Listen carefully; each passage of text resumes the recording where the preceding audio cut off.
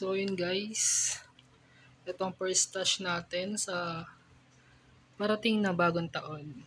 So ito 5 star, um, brand na for sure. Ito is nagkakalaga ng 75 pesos. Pero binili ko pa to noong October 28, so mas tumaas siya. And ang pricing nito is medyo mahal kasi pinadeliver to and online. So yan, dalawa to. 75 per bundle. Dalawa to, naubos na isa. Nagamit na. Also, ito naman, Happy Flower.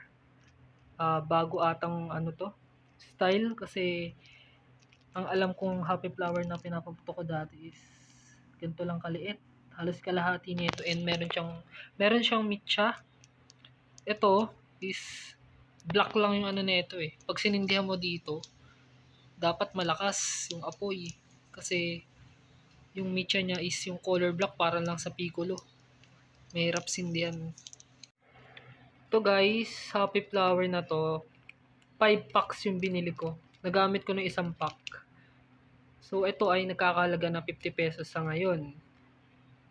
Nung binili ko siya nung October 28. 50 pesos. Pero ngayon alam ko tumaas na to eh. So bali nagkakalaga siya ng 10 pesos each. Medyo pricey. And ito guys, Batibot, small but terrible.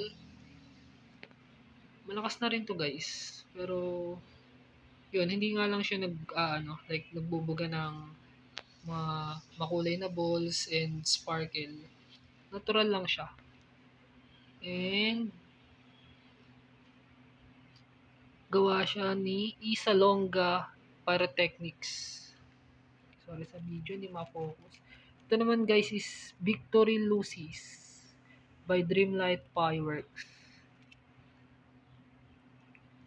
Yan. And ang price nito is 35 pesos. And siya ay ilan to? 2, 4, 6, 9 pieces. 10 pieces. Sorry. So, ito naman, sa ating fountain, meron tayong tatlong battery with 8 candles. Yan. Maganda rin to guys. Pinapoto ko last year. And ito is nakuha ko ng 120 pesos pero tataas pa rin to syempre pagdating ng December. And ito naman, dito naman tayo sa 500 rounds na sawa. And ito ay gawa ni Dream Light Fireworks.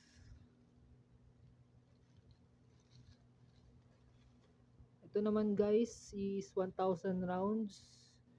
And gawa naman ito ni For Sure Fireworks. Ito ay nagkakahalaga ng 680 nung binili ko. Pero ngayon mas mataas na, I think 750.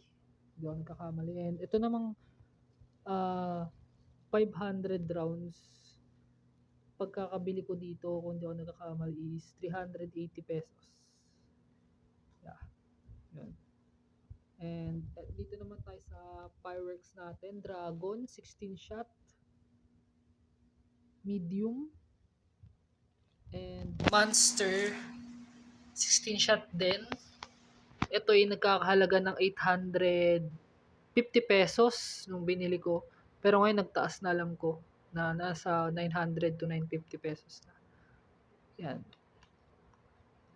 So yun guys, yung first stash natin. And thank you for watching. Subscribe.